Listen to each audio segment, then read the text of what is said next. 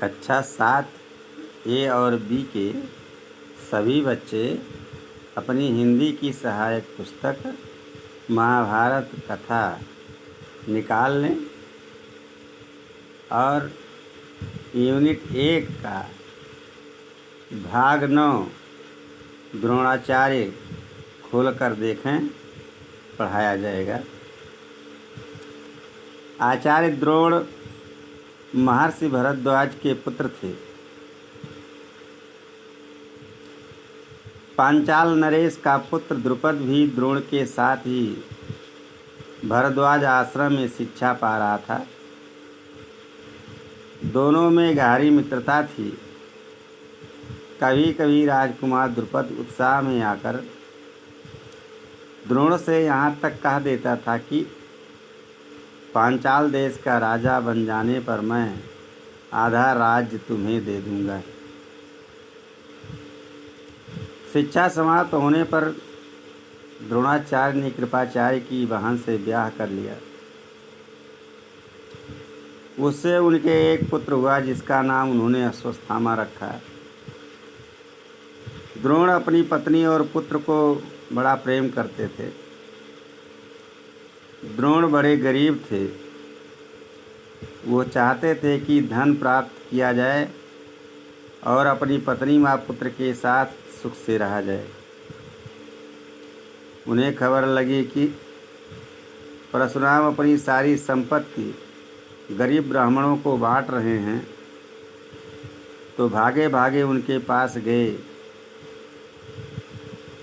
लेकिन उनके पहुंचने तक परशुराम अपनी सारी संपत्ति वितरित कर चुके थे और वनगमन की तैयारी कर रहे थे।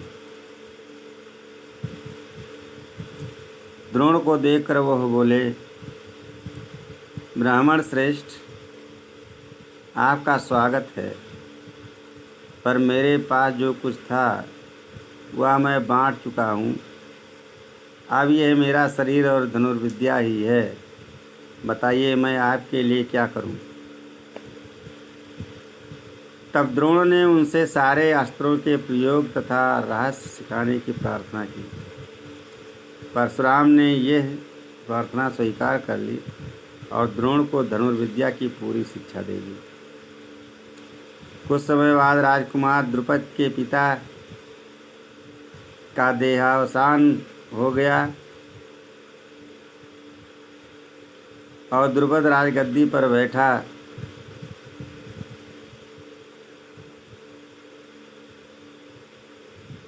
द्रोणाचार्य को जब द्रुपद के पांचाल देश की राजगद्दी पर बैठने की खबर लगी तो यह सुनकर वह बड़े प्रसन्न हुए और राजा द्रुपद से मिलने पांचाल देश को चल पड़े। उन्हें गुरु के आश्रम में द्रुपद की लड़कपन में की गई बातचीत याद थी। सोचा, यदि आधा राज ना भी देगा तो कम से कम कुछ धन तो जरूर ही देगा। ये आशा लेकर द्रोणाचार्य राजा द्रुपद के पास पहुँचे और बोले, मित्र द्रुपद, मुझे पहचानते हो ना? मैं तुम्हारा बचपन का मित्र द्रोण हूँ।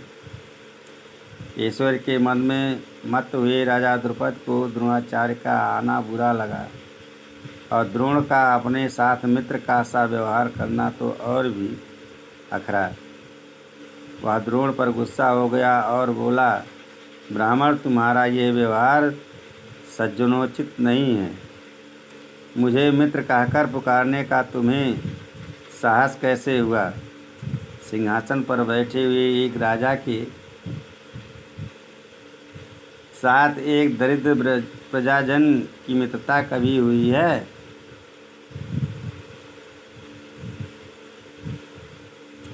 तुम्हारी बुद्धि कितनी कच्ची है। लड़कपन में लाचारी के कारण हम दोनों को जो साथ रहना पड़ा, उसके आधार पर तुम द्रुपद से मित्रता का दावा करने लगे। दरिद्र की धनी के साथ मूर्ख की युधिष्ठिर, मूर्ख की विद्वान के साथ और कायर की वीर के साथ मित्रता कहीं हो सकती है?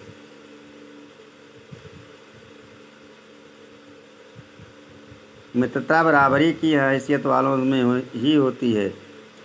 जो किसी राज्य का स्वामी ना हो वह राजा का मित्र कभी भी नहीं हो सकता। द्रुपद की इन कठोर गर्वोक्तियों को सुनकर द्रोणाचार्य बड़े लज्जित हुए और उन्हें क्रोध भी बहुत आया। उन्होंने निश्चय किया कि मैं इस अभिमानी राजा को सबक सिखाऊंगा और बचपन में जो मित्रता की बात हुई थी उसे पूरा करके चैन लूँगा। वो हस्तिनापुर पहुँचे और वहाँ अपनी पत्नी के भाई कृपाचार्य के यहाँ गुप्त रूप से रहने लगे। एक रोज़ हस्तिनापुर के राजकुमार नगर से बाहर कहीं गेंद खेल रहे थे कि इतने में उनकी गेंद एक कुएं में जा गिरी। युधिष्ठिर उसको निकालने का प्रयत्न करने लगे तो उनकी अंगूठी भी कुएं में गिर पड़ी। सभी राजकुमार कुएं के चारों ओर झांक झांक कर देखने लगे, पर उसे निकालने का उपाय उनको नहीं सूझता था। एक कृष्ण वर्ण का ब्राह्मण मुस्कुराता हुआ ये सब चुपचाप देख रहा था। राजकुमारों को उसका पता नहीं था। राजकुमारों को अचरज में डालता हुआ वह बोला, राजकुमारों बोलो, मैं गेंद निकाल दूं तो तुम मुझे क्या दोगे? ब्राह्मण श्रेष्ठ, आप गेंद निकाल देंगे तो कृपाचार्य के घर आपकी बढ़िया दावत करेंगे। युधिष्ठिर ने हंसते हुए कहा। तब द्रोणाचार्य ने पास में पड़ी हुई सीख उठा ली और उसे पानी में फेंका। सीख गेंद को ऐसे जाकर लगी जैसे तीर, और फिर इस तरह लगातार कई सीखें वह कुएं में डालते गए। सीखें एक दूसरे के सिरे से चिपकती गईं। जब आखिरी सीख का सिरा कुएं के बाहर तक पहुंच गया तो द्रोणाचार्य ने उसे पकड़कर खींच लिया और गेंद निकल आई। सब राजकुमार आश्चर्य से यह करतब देख रहे थे। उन्होंने ब्राह्मण से विनती की कि युधिष्ठिर की अंगूठी भी निकाल दीजिए। द्रोण ने तुरंत धनुष चढ़ाया और कुएं में तीर मारा। पल भर में बाण अंगूठी को अपनी नोक में लिए हुए ऊपर आ गया। द्रोणाचार्य ने अंगूठी युधिष्ठिर को दे दी। यह चमत्कार देखकर राजकुमारों को और भी ज़्यादा अचरज हुआ। उन्होंने द्रोण के आगे आदरपूर्वक सिर नवाया और हाथ जोड़कर पूछा, महाराज, हमारा प्रणाम स्वीकार कीजिए और हमें अपना परिचय दीजिए कि आप कौन हैं। हम आपकी क्या सेवा कर सकते हैं, हमें आज्ञा दीजिए। द्रोण ने कहा, राजकुमारों, ये सारी घटना सुनाकर पितामह भीष्म से ही मेरा परिचय प्राप्त कर लेना। राजकुमारों ने जाकर पितामह भीष्म को सारी बात सुनाई तो भीष्म ताड़ गए कि हो न हो वह सुप्रसिद्ध आचार्य द्रोण ही होंगे। यह सोचकर उन्होंने निश्चय कर लिया कि अब से राजकुमारों की अस्त्र शिक्षा द्रोणाचार्य के ही हाथों पूरी कराई जाए।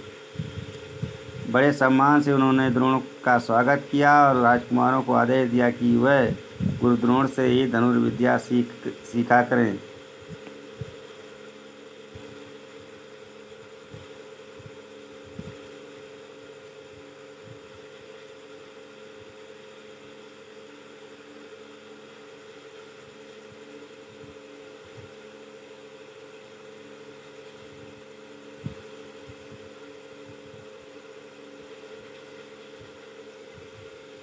कुछ समय बाद राजकुमारों की शिक्षा पूरी हो गई तो द्रोणाचार्य ने उन्हें गुरुदक्षिणा के रूप में पांचाल राज द्रुपद को कैद कर लाने के लिए कहा।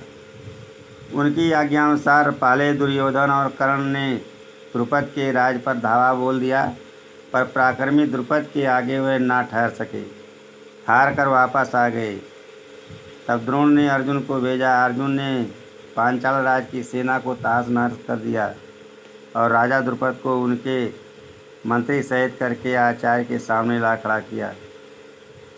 द्रोणाचार्य ने मुस्कुराते हुए द्रुपद से कहा, हे वीर, डरो नहीं, किसी प्रकार की विपत्ति की आशंका ना करें। लड़कपन में तुम्हारी हमारी मित्रता थी, साथ साथ खेले कूदे उठे बैठे। बाद में जब तुम राजा बन गए तो ऐश्वर्य के मद में आकर तुम मुझे भूल गए और मेरा अपमान किया।